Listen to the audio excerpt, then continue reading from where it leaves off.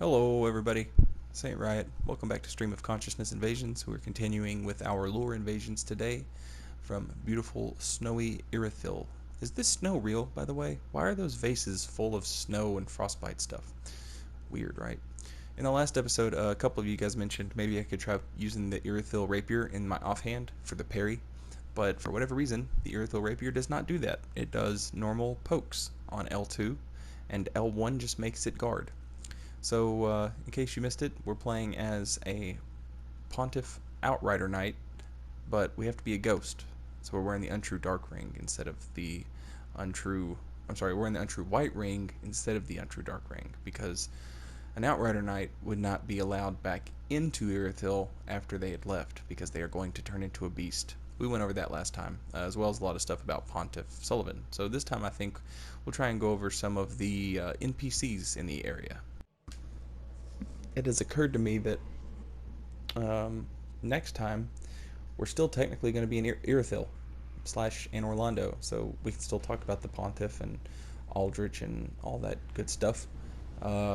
So we'll probably keep this one kind of short today. Man, there's a lot of motherfuckers in this right here. Like, the host is G. That's not G. There's G. G's using Wolner's greatsword, and he's got Tears of Denial, so I'm betting he's a cleric. Or maybe that's the Onyx Blade. I can't tell. It's one of those. You jump attack. Oh, it was even slow motion for you, because the frames per second dropped, because there's a lot of fire particles on the screen. So yeah, we talked about last time the witches used, oh shit, that's what I get for being cheeky. How the fire witches here are using the profaned flame, which never goes out, so never-ending fuel source. But it's burned these dudes out. They are like, you know, it takes you over, which we know because Pontiff Sullivan had a burning ambition take root inside of him, you know what I mean? So it begins to control you, does the profaned flame. But we've got all kinds of time to talk about that when we go to the dungeon. Instead, I was going to talk about the Pontiff Knights and how they are skulls, and I don't know if that's because it's like a, hey, this is how long things have been this way detail, or if that is a Pontiff Sullivan likes Skeletor-faced bitches, because the dancer is also a skeleton face. But then this fight ended, so onward. Also, please don't take offense to skeleton-faced bitches. I didn't mean that like... Anyway.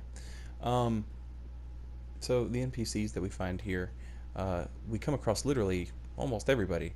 Everybody goes here. Grey Rat fucking goes here. Sigurd goes here. You can send patches here. Oh, that guy's life did not last very... Oh, he's still alive. Oh, he's not going to be that soul mass. Oh, the affinity got him. So yeah, that's a curious thing, that the Pontiff Knights, one of their attacks is they vomit up humanity in the form of affinity.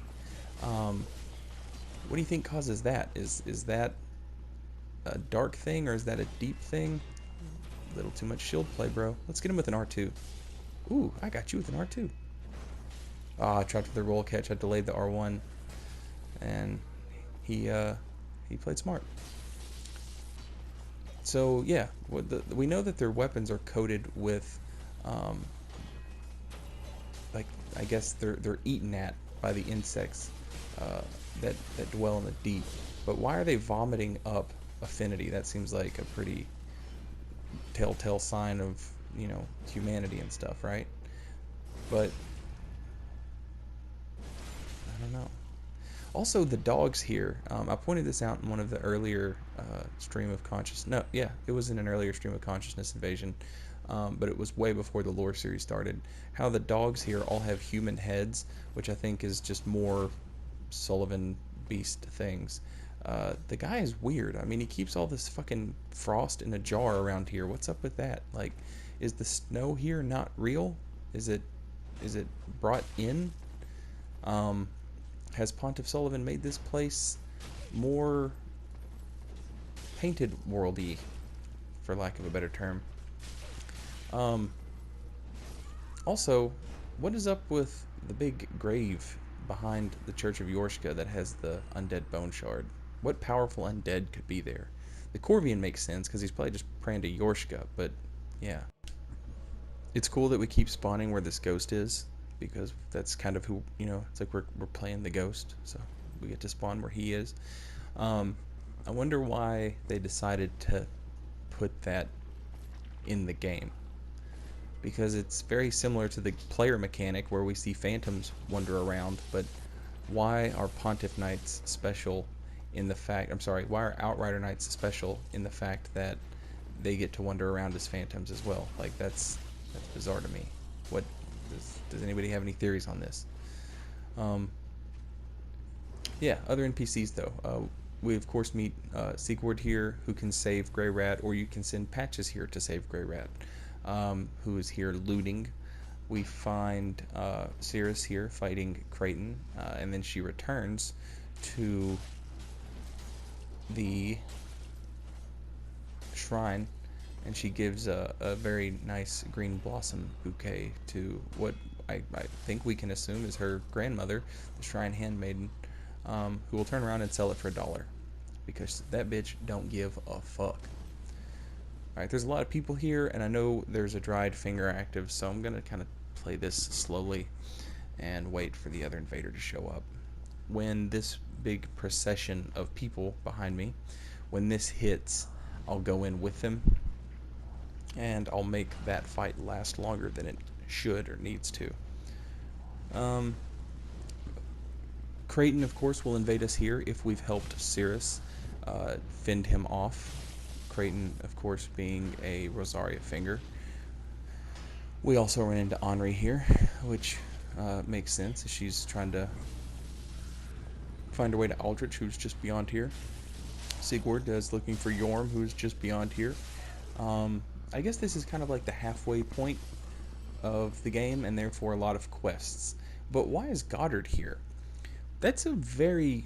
Why is Goddard here? Why will Goddard help us fight? Like, the Abyss Watchers, if he's on his way here, then the Abyss Watchers make sense. Like, it might not be one of those, oh, I have to fight these guys. It's just I'm trying to get through here. So, he'll help us.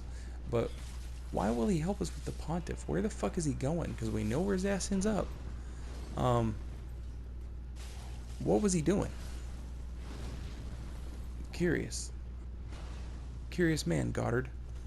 We can be invaded here by the Londor Pellshade, or we can use the Londor Pellshade to help us fight the Pontiff. Every time I go in for attack, I always find like 3 more people than I wanted to find. We've got, those 2 guys are really aggressive. Darksword Villum and Greatsword Pope Hat, both of those guys, very aggressive. There's our Dark Spirit buddy.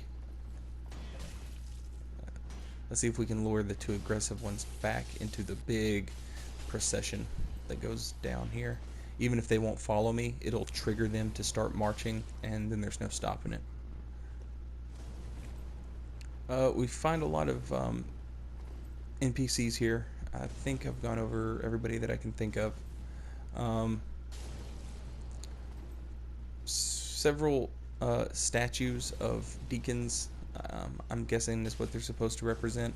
Some of them, if you look, some of them are holding staves, and others are holding cups with fire in it, I think, sort of symbolizing the marriage of multiple aspects of the game, like I was talking about in the last video.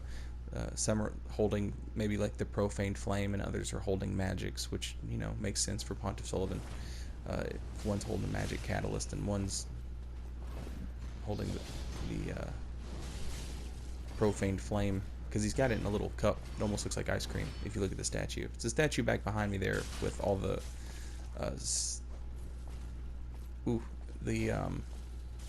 it's the statue of the deacon looking guys. Sorry, couldn't think of the word. Got a double roll catch though. That's cool.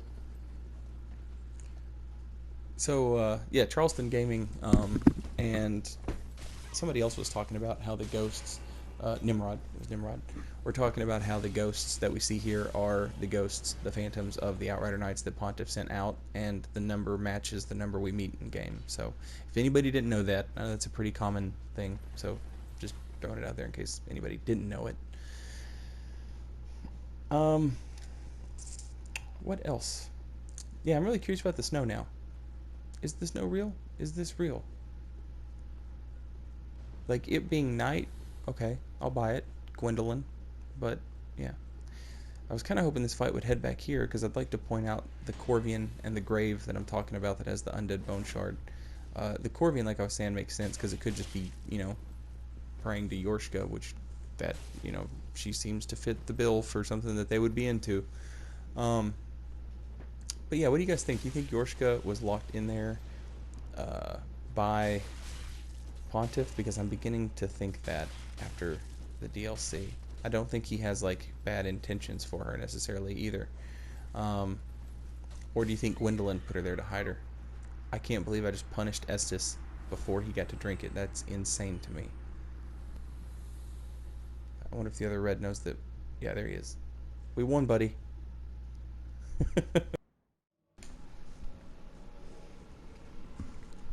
So, pretty central area for a lot of the NPCs in the game.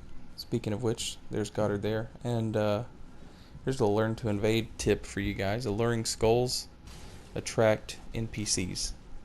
So NPC phantoms will chase after the motherfuckers because they're stupid. Oh, shit. Didn't mean to break it right there. Meant to throw it over here. Go get it. Go get it, boy. Who's a good boy? Yes, he is. Alright.